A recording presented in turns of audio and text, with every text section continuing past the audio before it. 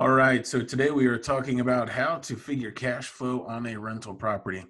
So I am using a spreadsheet that's called an APOD, or the acronym APOD, which is the acronym stands for the Annual Property Operating Data.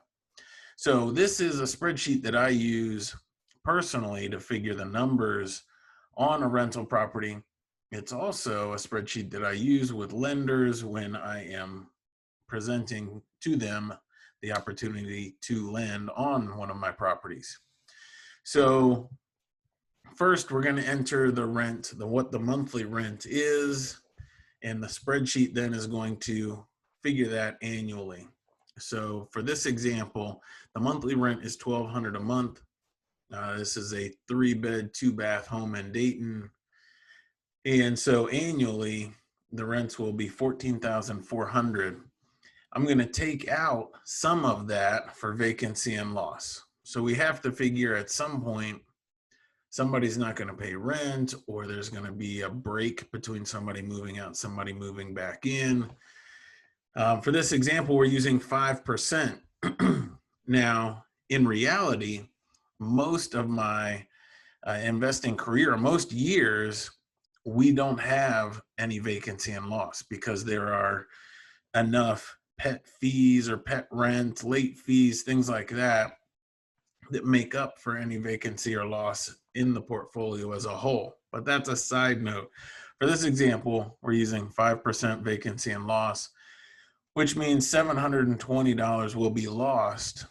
So we can expect to receive $13,680 from this property each year. That number, that projected rent minus vacancy and loss, is your gross operating income, or your GOI. So that is the expected income you can receive from that property in 1 year. All right. So that's good just to compare properties. Just so you know, ballpark property, gross income compared to the price.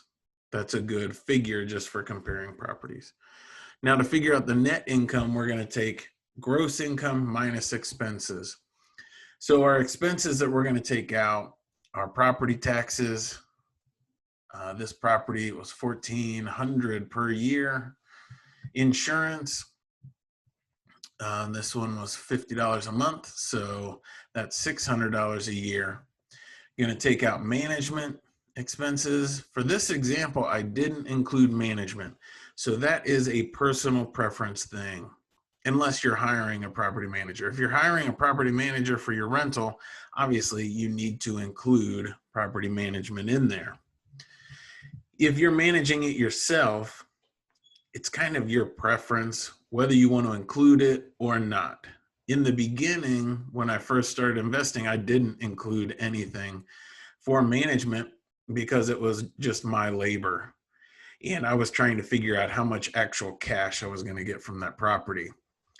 Now, at this point in my career, I do figure money for management because I have staff and software and other things, the overhead as part of that property management. But for this example, we don't have anything figured in there for property management. If we did, a good ballpark figure is 10%. And then we have maintenance listed as an expense, and that I generally use 10% as well. So it's a good ballpark figure. You know, some years you'll be much lower, some years hopefully not, but you could occasionally be higher. But 10% is a good figure to use in just in running the numbers. So our total expenses, according to the spreadsheet, are $3,368. So once we take our gross income, GOI, subtract out our expenses, then that means we can expect to receive from this example property $10,312 per year. So figuring that annually, then we'll divide by 12 to know what our monthly NOI is. So the monthly NOI on this property is $859. All right, so NOI is a really good figure for knowing the return from a property. Some properties will have higher maintenance than others or higher management than others, really.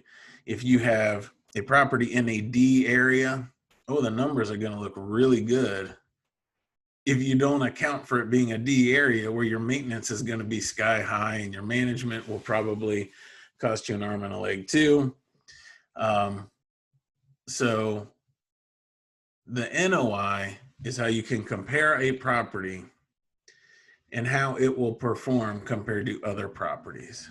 So if I have a $1,200 or a property in a suburb that is $1,200 a month versus a property in the city that's a double that gross rents are $1,200 a month, the return on those two properties is going to vary drastically depending on property taxes, because suburbs are higher than the city, than our city, or maintenance.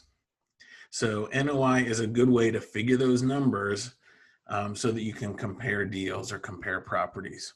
Now, most of us are not buying all cash, so we can't just use NOI. Eventually, we need to look at cash flow. For the cash flow figure, you have to include financing. So we don't include financing in the net income figure because net income compares properties or assets. And a buyer can finance that property a bunch of different ways. That doesn't determine how profitable that property is. So NOI reflects how profitable the property is. Cash flow then includes how the buyer would finance that property. So in our example, we got a loan, 7% interest only. It was $559 a month. So our NOI was $859 a month.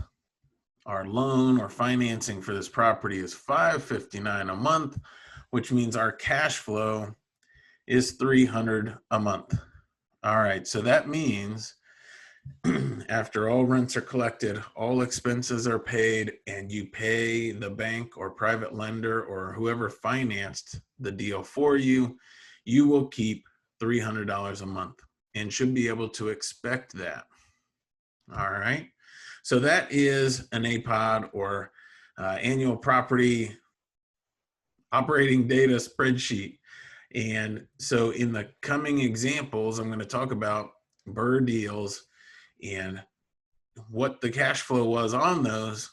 And I figured we needed to review this first. So if you're looking at buying a rental and considering how profitable it'll be, you need to use a spreadsheet like this to figure out how much money will actually be in your pocket at the end of each month. So I hope that helps, and get out there and be looking at deals.